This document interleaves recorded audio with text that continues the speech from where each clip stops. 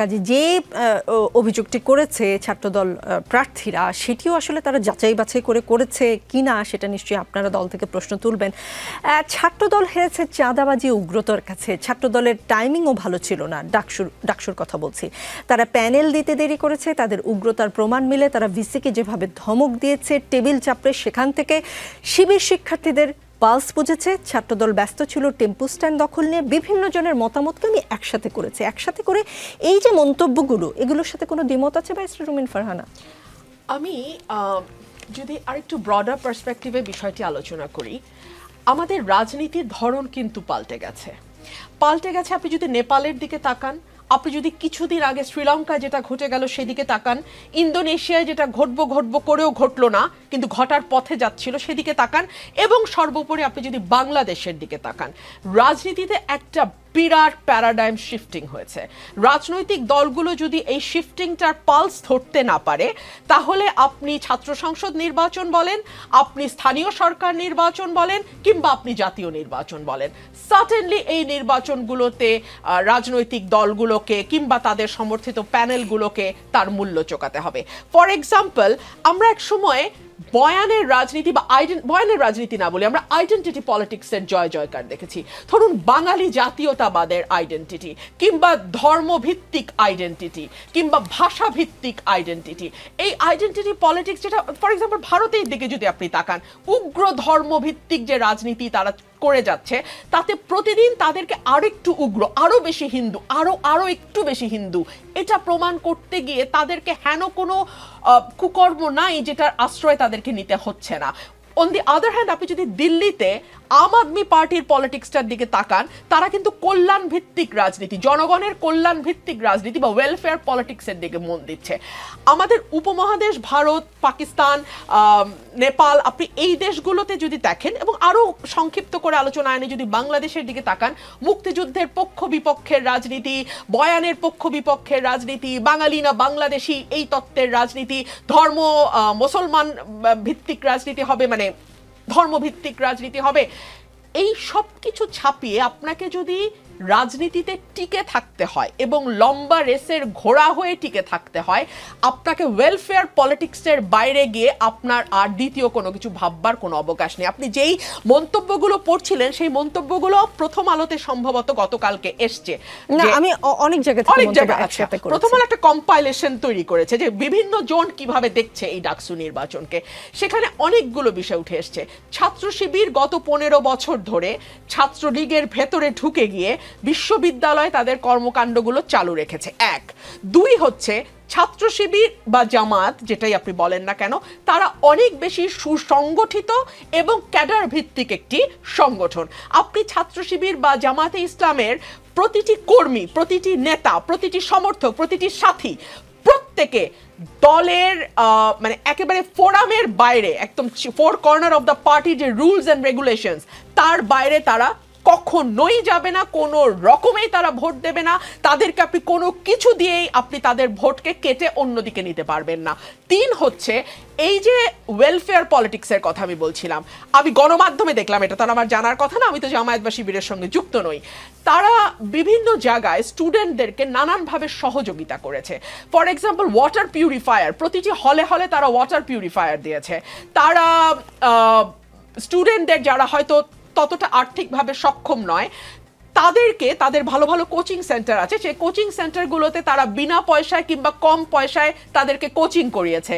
অর্থাৎ স্টুডেন্টদের সুখে দুঃখে একেবারে আজকে থেকে না, এটা 1 বছরের প্রস্তুতি না, কিন্তু এটা জামাতের বহু পুরনো প্রস্তুতি। এখন এটা তাদের গুপ্ত রাজনীতির প্রকাশ্য ফসলও বলতে পারেন আপনি, কিংবা তারা যে দীর্ঘদিন ধরে রাজনীতিটাকে ছাত্রছাত্রীদের সঙ্গে একাত্ম হয়ে করতে পেরেছে, এটা তাদের একটা সফলতাও আপনি বলতে পারেন। তবে আমার কাছে যেটা মনে হয়, যারা পরাজিত হয়েছে তারা ডিনায়ালের মধ্যে না থেকে কিংবা অস্বীকারের সংস্কৃতি মধ্যে না থেকে, বা কি আওয়ামী লীগের ভোট জামাতে চলে গেছে এইগুলো কথা বলা না, দলকে আরো বিপর্যয়ের মধ্যে ফেলা। কেন ফেলা, আমি আপনাকে একটা হিসাব দিয়ে বুঝাই।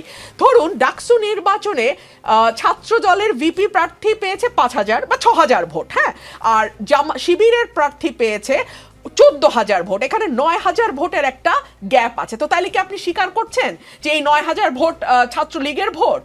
মানে তাহলে আপনি কি বলতে চাইছেন? সো এই ধরনের কথাবার্তা না বলে ঠান্ডাভাবে দলীয় ফোরামে বসে চিন্তা ভাবনা করে কথা বললে ভালো হয় বলে আমার মনে হয়। ব্যারিস্টার রুমিন ফারহানা, আপনি বলেছেন রাজনীতির ধরন বদলে গেছে এবং কল্যাণমুখী রাজনীতির কথা বললেন, শেষে এক্সাম্পল দিলেন যে ছাত্র শিবির ওয়াটার পিউরিফায়ার দিয়েছে হলে হলে, তারা বিভিন্ন ছাত্রকে তাদের আর্থিক সহযোগিতা করেছে। এগুলো সব আমি গণমাধ্যমে দেখেছি। জি জি, ব্যারিস্টার রুমিন ফারহানা, তাহলে কি ধরে নিব বিএনপির আসলে কল্যাণ করবার মতো টাকা নাই, নাকি বিএনপি শুধু আসলে নিতে জানে, মানে চাঁদা নিতে জানে কিন্তু কাউকে কল্যাণের জন্য দিতে জানে না? বিএনপির এটা পলিসি কিনা, আসবো আপনার কাছে। শিশির মনির, আজ সকালে ডাকসু নির্বাচনে জয়ী ছাত্র শিবির সমর্থিত প্যানেলের নেতারা প্রথমে রাজধানীর রায়ের বাজারে জুলাই গণ অভ্যুত্থানে শহীদদের কবরস্থানে গিয়ে দোয়া মোনাজাত করেন। এরপর তারা রায়ের বাজারে শহীদ বুদ্ধিজীবী স্মৃতিসৌধে গিয়ে দোয়া মোনাজাত করেছেন। তারা কি সেখানে ৭১-এ শহীদ বুদ্ধিজীবীদের জন্য দোয়া করতে গেছেন নাকি ক্ষমা চাইতে গেছেন? তার আগে আসেন, আমি রুমিন ফারহানা আপাকে ধন্যবাদ জানাচ্ছি যে অবজেক্টিভ হওয়ার জন্য। ওনার আজকের এই কথাটা ইজ ভেরি পজিটিভ এবং I am accepting her statement with good grace and also appreciating her. এই জন্য যে আসলে পরাজয় থেকে তো আপনাকে শিক্ষা নিতে হবে। আরেকজনের উইকনেসের উপর ভিত্তি করে তো আপনার স্ট্রেংথ ডেভেলপ করতে পারবেন না। You must stand on your own strength. আমি যদি আমার নিজের স্ট্রেংথের উপর দাঁড়াতে না পারি, আরেকজনের উইকনেসের উপর দাঁড়াতে যাই, সে যদি সবল হয়ে যায় তখন আমি কি করব? So that is the dichotomy in Dhaka university, also in Jahangirnagar university. আমি ছাত্রদলের ভাইয়েরাও কিন্তু আমাদের ছোট ভাই। We love them, we like them. আমরাও তো চাই তারা লেখাপড়া করুক, তাদের একাডেমিক ক্যারিয়ার হোক, এক্সট্রা কারিকুলার অ্যাক্টিভিটিস হোক, রেগুলার স্টুডেন্ট হোক। তারপরে ছাত্রদের অবশ্যই ছাত্ররা তাদেরকে লাইক করবে। আপনি খুঁজে দেখেন তো, নানান রাজনৈতিক কেমিস্ট্রি খুঁজছেন, রেজাল্টের দিকে খুঁজে দেখেন তো, যারা প্রার্থী ছিল তাদের একাডেমিক রেজাল্ট কি দেখেন, অনার্সে কত সিজিপিএ পেয়েছে, মাস্টার্সে কত সিজিপিএ পেয়েছে, আর যারা ভিপি হয়েছে, যারা জিএস হয়েছে, যারা এজিএস হয়েছে, তারা একাডেমিকে কি করেছে। যদি আমি অবজেক্টিভ হতে চাই তাহলে আমাকে তো এগুলো দেখতে হবে। আমি এগুলো না দেখে শুধু রাজনৈতিক বয়ান যদি দিতে চাই, কে গুপ্ত কে সুপ্ত, এগুলো তো people will not accept it. Someone is seeing that a good student is the candidate. একটা এক্সট্রা কারিকুলার অ্যাক্টিভিটি, যে ডিবেট করে, যে ভালো ফুটবল খেলে, যে ভালো লাইব্রেরিতে থাকে, তাকে যদি আপনি ক্যান্ডিডেট করেন, আবার অন দ্য আদার সাইড যদি আমি ক্যান্ডিডেট করে ফেলি যে ব্যাক বেঞ্চার, তাকে ছাত্র দেখে না, তাহলে সেটা তো রাজনীতির দোষ দিলে হবে না।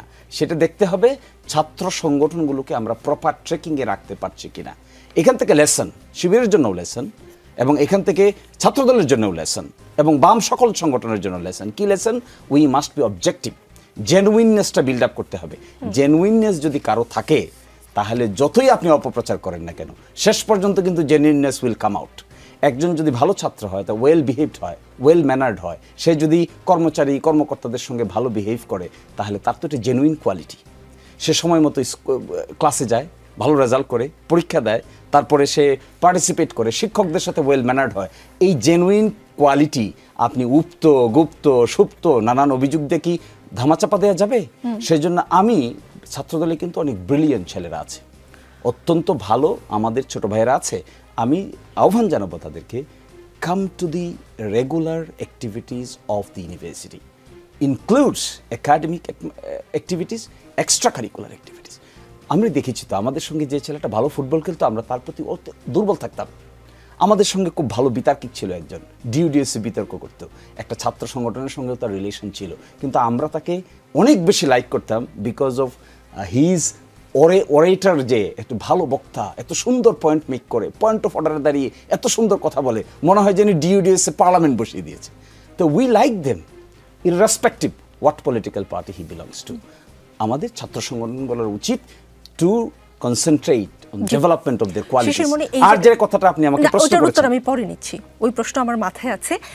আপনি পরামর্শ দিয়েছেন ছাত্রদলকে, শিবিরকেও দিয়েছেন। একটা কথা বলে আমি একটা প্রশ্ন করি। বিএনপির vice chairman doctor Asaduzzaman Ripon বলেছেন, ছাত্রলীগের সাথে তো শিবিরের একটা স্বাচ্ছন্দ্যের সম্পর্ক ছিল, দীর্ঘদিনের গুপ্ত বা গোপনীয় সম্পর্ক ছিল। ছাত্রলীগের যেহেতু এখন ভোট দেওয়ার কোনো বাক্স নাই, তারা তো শিবিরকে সাহায্য করবে।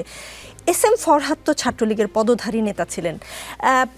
আপনি বলছেন যারা ডিবেট করে, ফুটবল খেলে, তাদের প্রতি মানুষ আকৃষ্ট হয়। গত 15 বছর ছাত্রদলকে সেই সুযোগ পেয়েছে, ছাত্রদলকে জেল খাটতে হয়েছে, পালিয়ে থাকতে হয়েছে, তারা ক্যাম্পাসে প্রবেশ করতে পারে না, সময় মতো ক্লাসে যেতে বলেছেন, সময় মতো তারা কি করে ক্লাসে যাবে? অথচ SM ফরহাদের মতো যারা ছাত্রলীগের পেটের ভিতর ঢুকেছিল তারা তো ঠিক মতো ক্লাস করতে পেরেছে। তিনি ডিবেটিং সোসাইটির বড় পদে সম্ভবত সভাপতি ছিলেন একটা হলের, সেটাও করেছেন। সাদিক কায়েম কোন পলিটিক্স করেন এটা কেউ জানতোই না এইবার আসলে আপনাদের প্যানেল প্রকাশের আগে। তাহলে আপনি কি করে ছাত্রদলকে ফুটবল খেলতে বলেন, ক্লাস করতে বলেন?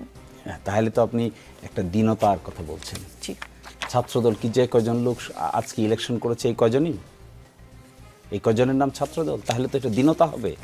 হাজার হাজার লোক ছাত্রদলের সঙ্গে সম্পৃক্ত, হাজার হাজার স্টুডেন্ট সারা বাংলাদেশে ছাত্রদলের সঙ্গে ডাইরেক্টলি সম্পৃক্ত। এর মধ্যে ব্রিলিয়েন্টদেরকে বাঁচতে হবে আপনাকে। আপনি যদি ক্রাইসিস মোকাবেলা করতে হয় তাহলে এই সমস্ত কথা বললে তো লাভ হবে না।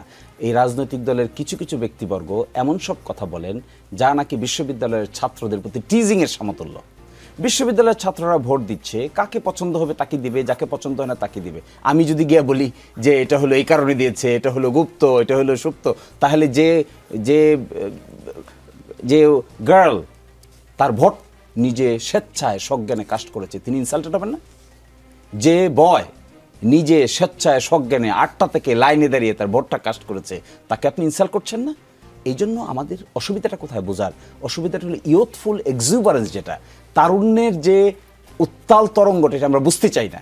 আমরা আমাদের মতো সমীকরণ দাঁড় করাই, এই সমীকরণ দাঁড় করে একটা ব্লেম দেই, ওকে বলে এই ক্যাটাগরির, তাকে বলে ওই ক্যাটাগরির, সে হলে এই ক্যাটাগরির। এগুলো দিয়ে কিন্তু পরিস্থিতির উন্নয়ন হবে না। এগুলাই তো ছিল 5th অগস্টের ব্যাকগ্রাউন্ড। আপনি তো এভাবে কাউকে ব্লেম করতে পারেন না। 14,000 পিপল ভোটেড ফর হিম। আমরা এখানে ক্যাটাগরি করতে পারি? আমাদের তো দেখতে হবে কেন 14,000 ভোট একজন ছেলেকে দিল, কি কোয়ালিটি ক্যাপাসিটি তার মধ্যে আছে, এইটা না ইনকোয়ারি করার বিষয়। এটা যদি আমরা ইনকোয়ারি না করে কোন ভোটার তাকে কি কারণে ভোট দিল তাদেরকে ব্লেম করি, will B a democratic atmosphere? এটাকে আমি ডেমোক্রেটিক অ্যাটমসফিয়ার বলতে পারবো?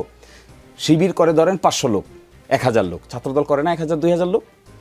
শিবিরের মধ্যে যদি 10টা লোক ব্রিলিয়েন্ট থাকে, ছাত্রদলের মধ্যে 20টা লোক ব্রিলিয়েন্ট থাকবে না? অবশ্যই থাকবে, থাকবে না কেন? এবং তারা তো বিশ্ববিদ্যালয়ে কম্পিটিটিভ পরীক্ষায় তারা এখানে জয়েন করেছে। আমাদের সঙ্গে ভালো ভালো ছেলেরা ছাত্রদল করেছে, আমরা শিবির করতাম, তারা ছাত্রদল করতো, অনেক ব্রিলিয়েন্ট লোকেরা ছিল। তাদেরকে আমরা নেতৃত্বে তুলে আনতে পারবো না? এখন আছে না?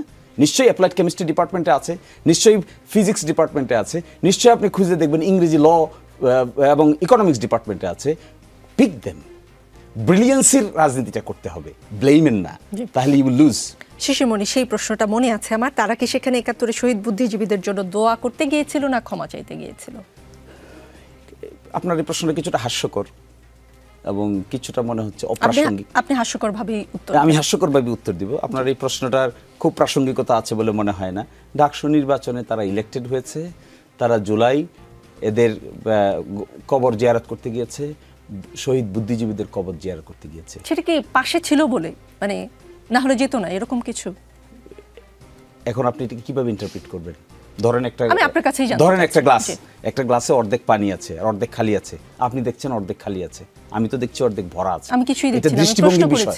এই যে প্রশ্নটা করেছেন এটা হলো আপনার দৃষ্টিভঙ্গির বহিঃপ্রকাশ ঘটেছে। এখানে আছে বলে যেত না, এখানে আসে বলে যেত। Is it a fallacy? Can it be argued? What should be the argument?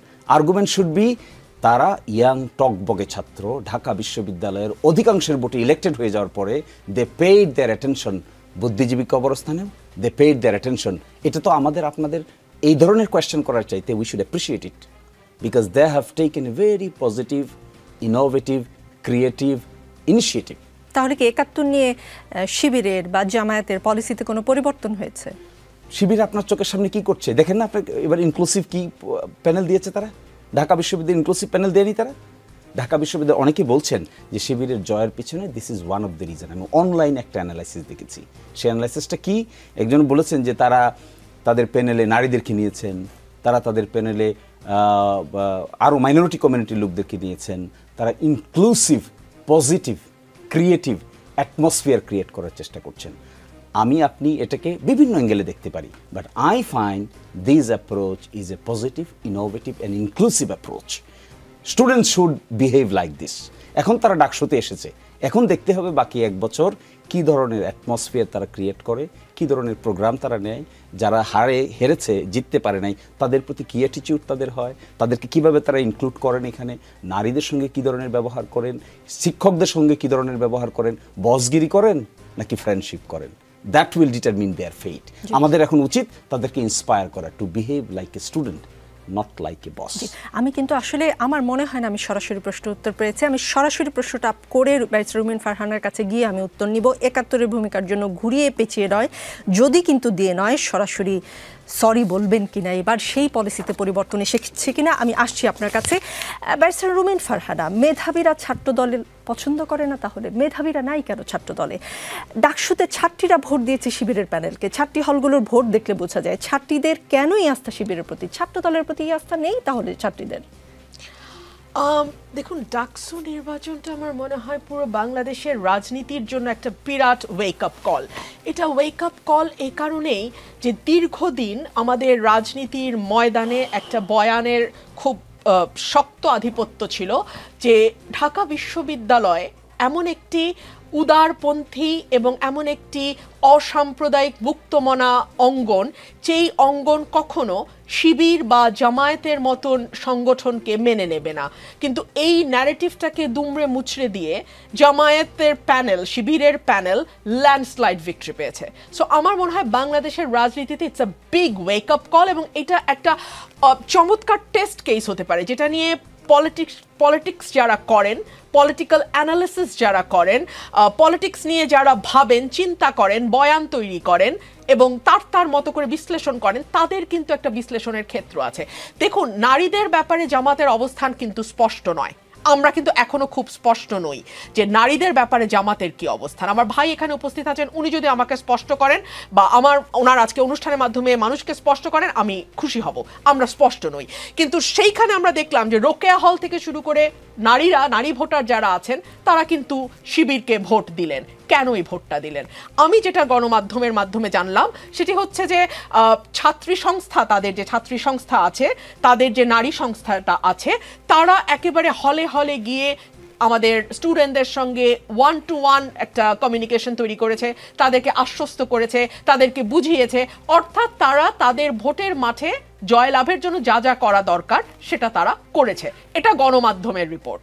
So এটা যদি হয়ে থাকে তাহলে আমাদের একটা জিনিস বুঝতে হবে যে রাজপথে আমরা যতই স্লোগান দিয়ে লম্বা মিছিল করি না কেন, 1-to-1 কানেকশন বা কমিউনিকেশন ভোটের মাঠে ভীষণ জরুরি। সেই কারণে আমি কিন্তু আমার এলাকাতে যখন ভোটের আলাপ হচ্ছে, আমি কিন্তু বড় বড় সমাবেশ করছি, আপনারা নিশ্চয়ই লক্ষ্য করছেন। একই সঙ্গে আমি আবার প্রতি সপ্তাহে বাজারগুলাতে যাচ্ছি, বাজারগুলাতে গিয়ে চা খাচ্ছি এবং দেখছি যে সাধারণ মানুষ কি বলতে চায়, সাধারণ মানুষ তাদের সমস্যার কথা আমাকে খুলে বলছে। আমি কি করছি, বাড়িতে চলে যাচ্ছি। বাড়িতে চলে গেলে মা বোন যারা হয়তো জনসভায় আসছে না, মিছিলে যাচ্ছে না, বাজারে চা খেতে দাঁড়াচ্ছে না, তারা কিন্তু আবার তাদের বাড়ির উঠানে বসে আমাকে বলছে, মা গো, গ্যাসটা যদি না হয়, ব্রাহ্মণবাড়িয়ার গ্যাস সারা বাংলাদেশে যায়। অর্থাৎ তাদের রান্নাঘরের সমস্যাটা কিন্তু আমি জেনে যাচ্ছি। সো এই যে 1-to-1 people to people connection, it is very important. 1, 2 হচ্ছে এই সময়টা স্মার্ট পলিটিক্সের যুগ। আপনাকে স্মার্ট পিপল আনতে হবে, আপনাকে স্মার্ট পিপল দিয়ে সাজাতে হবে, আপনাকে স্মার্ট পিপল দিয়ে পলিটিক্স করতে হবে। আমাকে একটু সময় দিতে হবে। আর শিশির মনির যে কথাটি বললেন আমার ভাই, আমি ওনার সঙ্গে একমত, কারণ আমি ওনার আগে এটা লিখে রেখেছিলাম, দেখলাম উনিও বলছেন পলিটিক্সে মেরিটোক্রেসি, তার কোনো মানে এটার আর কোনো অল্টারনেটিভ হতে পারে না। পলিটিক্সে আপনাকে মেরিটোক্রেসি আনতে হবে। যদি আপনার কাছে পলিটিক্সের অর্থ হয়ে থাকে, আমি এটা যে কোনো দলের ব্যাপারই বলছি, এটা আমি কোনো বিশেষ দল না, আমি জামাতকেও বলছি, আমি বিএনপিকে বলছি, আমি আওয়ামী লীগকে বলছি, আমি অ্যাজ আ হোল বলছি। আপনার যদি লক্ষ্য হয়ে থাকে যে বস্তি থেকে উঠে এসে আপনি বিলিয়নিয়ার হবেন, অর্থাৎ স্লামডগ মিলিয়নিয়ার, এইটার পলিটিক্স এখন বাংলাদেশে আর সম্ভবত খাটবে না। এবং এই যে বিশ্ববিদ্যালয় একটা চমক হলো, এই চমকটা বাংলাদেশের প্রতিটা পলিটিক্যাল পার্টির জন্য is a big wake up call. যে আপনি যদি পিপল টু পিপল কানেকশন তৈরি করতে পারেন, আপনি যদি মেরিটোক্রেসিকে প্রাধান্য দেন, আপনি যদি মানে উত্তর দক্ষিণ দক্ষিণ বা অমুক ভাই তমুক ভাই, তুমি আমার আমি তোমার, এই পলিটিক্সের বাইরে গিয়ে যদি আপনি আর একটু ব্রডার পার্সপেক্টিভে পলিটিক্সটাকে দেখতে না পারেন, আপনি যদি বয়ানের পরিবর্তে পাল্টা বয়ান তৈরি করতে না পারেন এবং যারা আপনার বয়ান তৈরি করে দিচ্ছে তাদেরকে দলে যথাযথ মূল্যায়ন করতে না পারেন, তাহলে এই ভরাডুবি জাস্ট শুরুই হলো। আরেকটা প্রশ্ন করে আমি যাব বিরতিতে। মুক্তিযুদ্ধ বিষয়ক দুটি প্রশ্নের উত্তরে নিব। ব্যারিস্টার রুমিন ফারহানা, ডাকসুর মুক্তিযুদ্ধ বিষয়ক সম্পাদক পদটাও কিন্তু শিবির সমর্থিত জোটের ঘরে, কেমন করে কিভাবে? কারণ এটি নিয়ে আসলে ডাকসু নির্বাচনের আগে আপনারা এক ধরনের বয়ান তৈরি করার, আপনারা মানে আমি ছাত্র দলের কথা বলছি, এক ধরনের বয়ান তৈরি করার চেষ্টা করেছিলেন। এখানে চন্দ্রদীপ নামে একজনের একটি মন্তব্য পড়ে শোনাতে চাই। একবার ভাবুন তো, ডাকসু নির্বাচনে একটা পদ তৈরি করা হলো জুলাই অভ্যুত্থান বিষয়ক সম্পাদক, সেই পদে কোনো একদিন নির্বাচিত হলো ছাত্রলীগ, কেমন হবে বিষয়টা? বিরতি নেই, ফিরছি একটু পরেই। দেখছেন রাজনীতি, আমাদের সঙ্গে শিশির মনির আছেন। শিশির মনির, বাংলাদেশের কমিউনিস্ট পার্টির সাবেক সভাপতি ও স্বাধীনতার পর ডাকসুর প্রথম ভিপি মুজাহিদুল ইসলাম সেলিম বলেছেন, ঢাকা বিশ্ববিদ্যালয়ের মতো প্রতিষ্ঠানে এ ধরনের প্রতিক্রিয়াশীল শক্তির উত্থান লজ্জার কারণ। এই ক্যাম্পাস হচ্ছে মুক্ত বুদ্ধি চর্চার কেন্দ্র, সেখানে এ ধরনের শক্তিকে শিক্ষার্থীরা কিভাবে বেছে নিল তা বোধগম্য নয়। তাদের নিয়ে আমার আপত্তি আছে, কারণ তারা স্বাধীনতা বিরোধী শক্তি। তাদের মূল দল জামাতে ইসলামী মুক্তিযুদ্ধের সময় নারী নিপীড়নের সঙ্গে জড়িত ছিল। কোনো মন্তব্য করতে চান? সাথে আগের প্রশ্নের উত্তরটা যদি দিতেন। যে মন্তব্য করতে চাই এটা, উনি তো সিনিয়র মানুষ, I have full respect for him, I always respect, because উনি অনেক এক্সপেরিয়েন্স পাল, অনেক কিছু দেখেছেন। কিন্তু এইভাবে ঢাকা বিশ্ববিদ্যালয়ের ছাত্রদেরকে ব্লেম করাটা মনে হয় ঠিক হবে না। That will be tantamount to attack their independent opinion. যেখানে ঢাকা বিশ্ববিদ্যালয়ের ছাত্ররা একটা জিনিস ডিসাইড করছে, রাইট অর রং। মানুষের জীবন উত্থান পতন হয় না? আপনি একটা দেখেছেন, আমি তো আরেকটাও দেখতে পারি।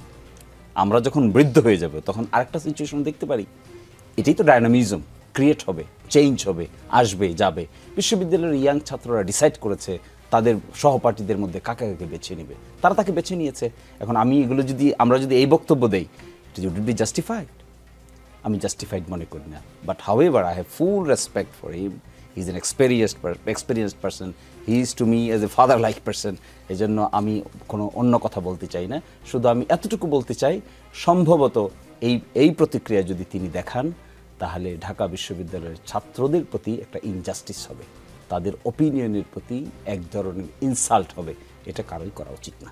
জি, আগের প্রশ্নের উত্তর কোনটার কথা বলছিলেন? জি, আমি বলেছি যে আপনারা যদি কিন্তু হয়তো ঘুরিয়ে পেঁচিয়ে ছাড়া ৭১-এর ভূমিকার জন্য ফর্মালি সরি বলবেন কিনা। দেখুন, আমরা এটা ফুললি মনে করি এখন যে প্রজন্ম জামাত শিবির করছে, এদের সঙ্গে ৭১-এর কোনো সম্পর্ক নাই।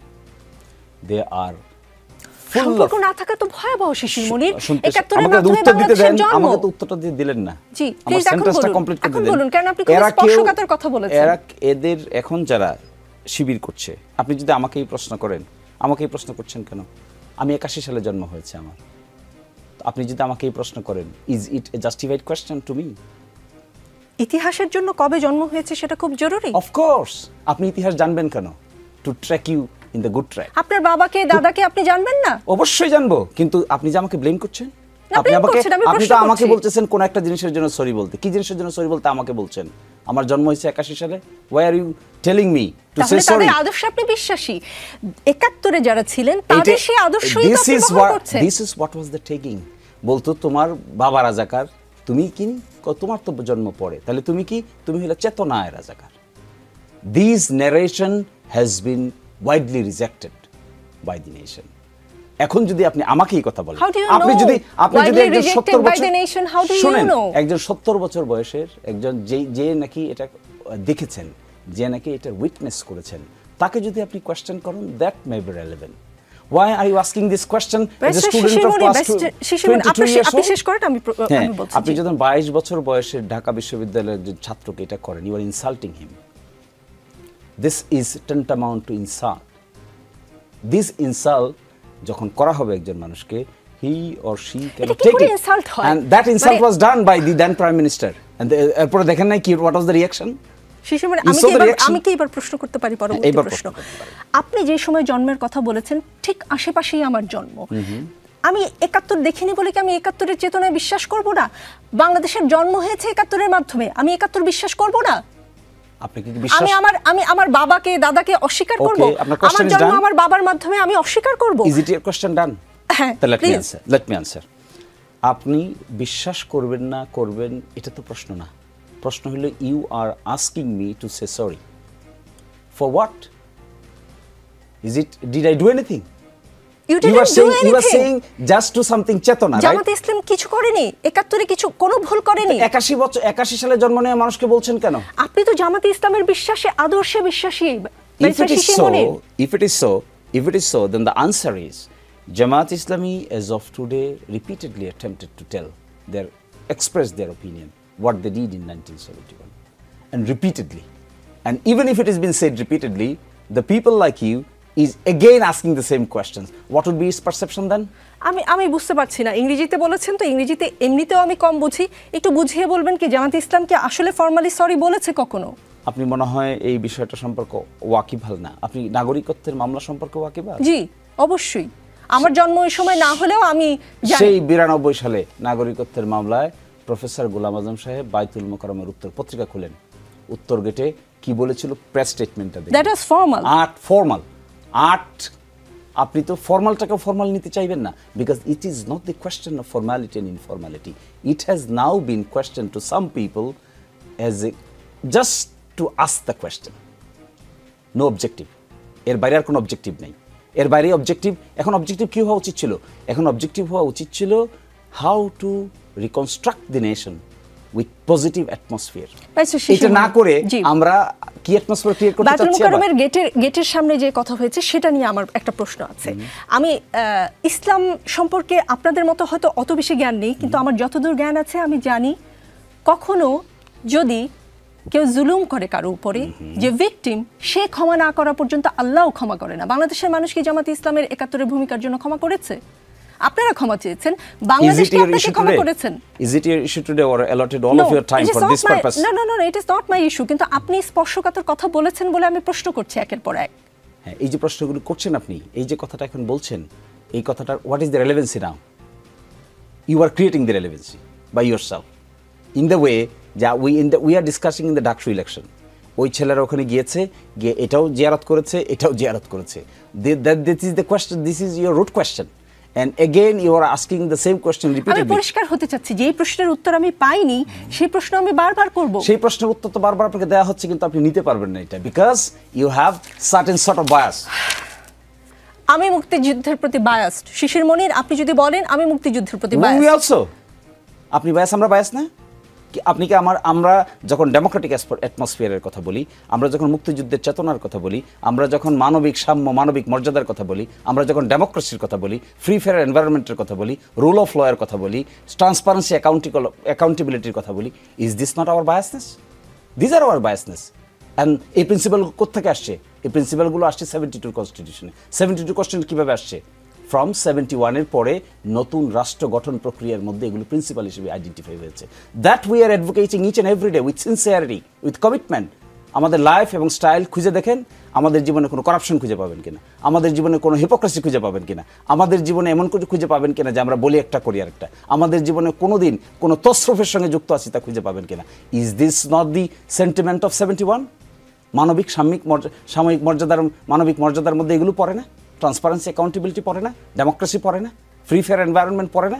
Liberty, right to life and liberty পড়ে না? That we are advocating for this. তাহলে আপনাকে মুখে মুখে শুধু বললেই কি হবে, না ওয়ার্কগুলো করতে হবে? আপনার কাজে প্রমাণ করতে চান। আমি মনে হয় খানিকটা উত্তর পেয়েছি। ব্যারিস্টার রুমিন ফারহানা, বিএনপি তো মনে হয় জাতীয় নির্বাচনের পর কে কোন মিনিস্ট্রি পাবে সেটাও হিসাব করে ভাগ করে একদম ফেলেছিল। এখন কি বিএনপির স্বপ্নে সাজানো বাগানে ভূমিকম্পের হালকা ঝাঁকুনি লাগলো ডাকসু নির্বাচনের পর, নাকি ডাকসুতে শিবিরের জয়ে ধাক্কাটা রিক্টার স্কেলে 9-এর উপরে ছিল? না, দেখুন, জাতীয় নির্বাচন আর ডাকসু নির্বাচন দুটোকে যদি আপনি একদম একই রকম হিসেবে ধরেন তাহলে আমার মনে হয় সেটা সঠিক হবে না। জাতীয় নির্বাচনের ক্যানভাসটা অনেক বিস্তৃত, জাতীয় নির্বাচনের হিসাব নিকাশ অনেক ভিন্ন, আর ডাকসুর হিসাব নিকাশ অনেক ভিন্ন। কিংবা ছাত্র সংসদের যে নির্বাচনগুলো হচ্ছে, চাকসুতে হচ্ছে, জাহাঙ্গীরনগর বিশ্ববিদ্যালয় হচ্ছে, সেগুলোর হিসাব নিকাশ ভিন্ন। ধরুন জাতীয় নির্বাচনে আপনি এখন থেকে যদি ধরেন আরও 5 মাস হাতে আছে, এবং এই 5 মাসে যেই এলাকা থেকে নির্বাচন করতে চায় তারা কিন্তু পূর্ণ মাত্রায় কাজ চালিয়ে যাচ্ছে। জামাত যদিও পিআর পদ্ধতি নির্বাচনের কথা বলছে, কিন্তু জামাতে কিন্তু 300 আসনে সবচেয়ে আগে তাদের প্রার্থী কারা কারা হবেন সেটা নির্ধারণ করে ফেলেছেন। এবং আমাদের যতটুকু ধারণা, বিএনপির যারা নীতি নির্ধারণী মহলে আছেন তারাও তাদের হিসেব নিকাশ করে ফেলেছেন কোন আসনে কাকে দেবেন। এবং জাতীয় নির্বাচনে কিন্তু রিপিটেডলি জরিপ হতে থাকে, সরকারি সংস্থাগুলো জরিপ করে, দল 6 মাস পর পর জরিপ করতে থাকে, এর বাইরেও কিন্তু বিভিন্ন বেসরকারি সংস্থাও জরিপ করে। সো 300 আসনের ফলাফল কিরকম আসবে, কাকে দিলে কিরকম ফল আসবে, এইটার একটা মানে আগের চিত্র, মানে এটার একটা পূর্ব চিত্র কিন্তু প্রত্যেকটা দলের হাতেই মোটামুটি থাকে। সো সেই হিসাবেও কিন্তু দলগুলো মোটামুটি জানে যে কি পরিমাণ আসন তার দল নির্বাচন যদি মোটা দাগে সুষ্ঠু হয় পেতে যাচ্ছে।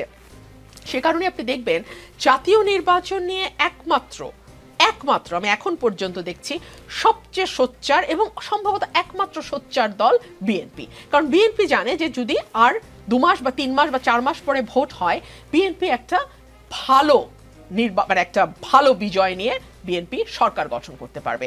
অন দি আদার হ্যান্ড আপনি যদি দেখেন জামাত কিংবা নাগরিক মানে স্টুডেন্টদের যেই অর্গানাইজেশন জাতীয় নাগরিক পার্টি এনসিপি তারা কিন্তু কখনো বলছে আগে গণভোট হতে হবে, কখনো বলছে গণপরিষদ নির্বাচন তারা চায়, জামাত চাইছে পিআর সিস্টেমে নির্বাচন হোক, জামাত চাইছে একটা বৃহত্তর ঐক্য গঠন করতে, যেখানে আমরা দেখছি একেবারে ইসলামী আন্দোলন থেকে শুরু করে হেফাজতে ইসলাম থেকে শুরু করে অন্যান্য যেই ইসলামিক দলগুলো আছে তাদের সঙ্গে তারা একটা বৃহৎ ঐক্যে যেতে চায়। বিকজ জামাত জানে যে এককভাবে যদি তারা নির্বাচনে যায়, তাদের কাছে যেই ডেটা আছে, তাদের কাছে যেই জরিপ আছে, সেই অনুযায়ী তাদের খুব বেশি ভালো ফলাফল করবার কথা নয়। এবং এখন কিন্তু এটা জামাতের জন্য আরো বড় অগ্নিপরীক্ষা। কেন অগ্নিপরীক্ষা?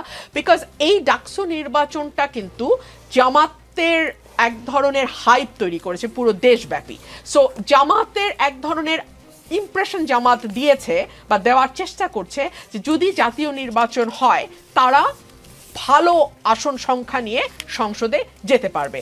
বাট যেহেতু ডাকসু নির্বাচন বা চাকসু নির্বাচন এবং জাতীয় নির্বাচন সম্পূর্ণ আলাদা কেমিস্ট্রি, সম্পূর্ণ আলাদা হিসাব, ভোটাররাও একেবারেই আলাদা, সুতরাং তারাও খুব ভালো মতো জানে, কারণ জরিপ তাদের হাতেও আছে, যে নির্বাচনটি এককভাবে করলে যেই রকম হাইপ জামাতের তৈরি হয়েছে তারা তৈরি করেছে, কারণ সামাজিক যোগাযোগ মাধ্যম বা সামাজিক মাঠটা কিন্তু পুরোপুরি জামাতের দখলে, এনসিপির দখলে এবং তাদের বট বাহিনীর দখলে।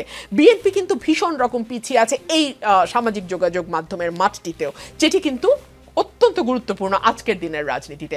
সো জামাত যে হাইপটা তৈরি করেছে সামাজিক যোগাযোগ মাধ্যম ব্যবহার করে এবং নানানভাবে, এবং ডাকসুর নির্বাচন তো সেই হাইপে ডেফিনেটলি একটা পজিটিভ ইম্প্যাক্ট রেখেছে, সেইখান থেকে আপনি দেখবেন জামাত কিন্তু এককভাবে নির্বাচন করতে ভয় পাচ্ছে, কিংবা তারা পিআর পদ্ধতি সামনে আনছে, কিংবা তারা বলছে পিআর না হলে নির্বাচন করবোই না, অথচ তারা 300 আসনে প্রার্থী রেডি করেছে। আবার তারা বলছে ইসলামিক দলগুলোর সঙ্গে বৃহৎ ঐক্যে যাবে, যেই ইসলামিক দলগুলোর প্রধান বিভিন্ন সময় বলেছে যারা জামাত করে তাদের ইমানই নাই, জামাত ইসলামের সঙ্গে ইসলামের কোনো সম্পর্কই নাই। আবার জামাত ইসলাম যেই মতাদর্শের ইসলামে বিশ্বাস করে, তারাও মনে করে যে অন্যান্য যে ইসলামিক দলগুলো আছে তারাও যেই সঠিকভাবে ইসলাম পালন করছে না। কিন্তু দেখা যাচ্ছে ভোটের আগে তারা কিন্তু একটা ঐক্য করবার চেষ্টা করছে, এবং এই ঐক্য করবার যে চেষ্টা সেটাও কিন্তু একটা বড় ইন্ডিকেশন যে তারাও জানে ডাকসু নির্বাচনে জেতা আর জাতীয় নির্বাচনে ভালো রকম আসন নিয়ে সংসদে যাওয়ার মধ্যে দুস্তর ব্যবধান। কিন্তু আপনারা একটা জায়গায় বিপদে পড়ে যাবেন না? যেমন আমি একটা এক্সাম্পল দেখি, গণমাধ্যমের খবরে দেখেছি যে গাজীপুরে, এক্সাম্পল ধরছি গাজীপুরে বিএনপির মনোনয়ন প্রত্যাশী 5 জন, কিন্তু জামায়াতে ইসলামের একজনই, এবং সেটা অলরেডি অনেক আগে থেকে দল থেকে ডিসাইডেড। সেই জায়গাটাই তো আপনারা বিপদে পড়ে যেতে পারেন। একদম নিকোল, একদমই তাই। এবং জামাতে ইসলামের যে কথাটা আমি শুরুর সেগমেন্টে বলেছিলাম যে এটা একটা ক্যাডার ভিত্তিক দল, এবং এই দলের যে দলীয় সিদ্ধান্ত তার বাইরে একজন কর্মী, সাথী, বন্ধু কেউ যাবে না ওই সিদ্ধান্তের বাইরে। এবং যেহেতু দল থেকে সিদ্ধান্ত হয়েছে শিশির মনিরকে সুনামগঞ্জে দেবে বা যে আসনেই দেখ, ওই জায়গায় জামাত আর কোনো রকম দ্বিমতের জায়গা নাই। কিন্তু বিএনপি বা অন্যান্য যে পলিটিক্যাল পার্টিগুলো আছে তারা কিন্তু অনেকটা লুসিড, অনেকটা মানে অ্যাকোমোডেটিভ, এবং বিভিন্ন মতকে তারা অ্যাকোমোডেট করে চলে। সো এই দলগুলো কিন্তু ক্যাডার ভিত্তিক দল না, সুতরাং প্রতিটি আসনে দেখা যাবে একটা প্রার্থীর সঙ্গে হয়তো 2টা, 3টা, 4টা, 5টা প্রার্থীও স্বতন্ত্র দাঁড়িয়ে গেছে। এই সমস্যা বিএনপিকে ফেস করতে হবে, এবং এই রিয়ালিটি মাথায় রেখেই নিশ্চয়ই বিএনপি তার সেক্ষেত্রে আপনারা প্রার্থী আসলে বাছাই করবেন কি করে? যোগ্যতা কি হবে? মনোনয়ন না, কে ওই কত যে যেটা দরে আমি- কিনতে যেটা পারে? আমি আপনাকে বলছিলাম না, আমাদের তো পরিসংখ্যান আছে, আমাদের ডেটা আছে, আমাদের জরিপ আছে, দলের জরিপ আছে, দলের বাইরের জরিপ আছে, বেসরকারি সংস্থার জরিপ আছে, সরকারি সংস্থার জরিপ আছে। এটা শুধু বিএনপি না, এটা সব দলের কাছেই আছে। সো তারা সেই অনুযায়ী তাদের প্রার্থী যদি ঠিক করতে পারে, আমার মনে হয় না নির্বাচনে সেটা কোনো বড় প্রভাব ফেলবে। আরেকটা কথা আমি একটু বলি আমার আগের বক্তব্যের সূত্র ধরে। ধরুন আওয়ামী লীগকে নিষিদ্ধ করার পরে জাতীয় পার্টিকে নিষিদ্ধ করবার জন্য আপনি দেখবেন জামাত এবং জাতীয় নাগরিক পার্টি তারা কিন্তু ভীষণ রকম উৎসাহী। এর কারণ হচ্ছে তারা বিশ্বাস করে জাতীয় নির্বাচনের ক্ষেত্রে যদি জাতীয় পার্টি অংশ নেয় তাহলে আওয়ামী লীগের যে ভোট ব্যাংক তার একটা বড় অংশ কিন্তু জাতীয় পার্টির সঙ্গে যাবে এবং তারা জাতীয় পার্টিকে ভোট দেবে। সো খুবই সম্ভাবনা আছে যে সেকেন্ড লার্জেস্ট পলিটিক্যাল পার্টি, যদি প্রথমটা বিএনপি হয়, যদি হয়, সেকেন্ড লার্জেস্ট পলিটিক্যাল পার্টি জাতীয় পার্টি হতে পারে। সে কারণেই কখনো বলা হচ্ছে পিয়ার ছাড়া নির্বাচনে যাব না, অন্যান্য ইসলামিক দলগুলোর সঙ্গে একটা বৃহৎ ঐক্যের কথা বলা হচ্ছে, এবং last but not the least জাতীয় পার্টিকে নির্বাচন থেকে দূরে রাখবার একটা চেষ্টা আমরা লক্ষ্য করছি। জি।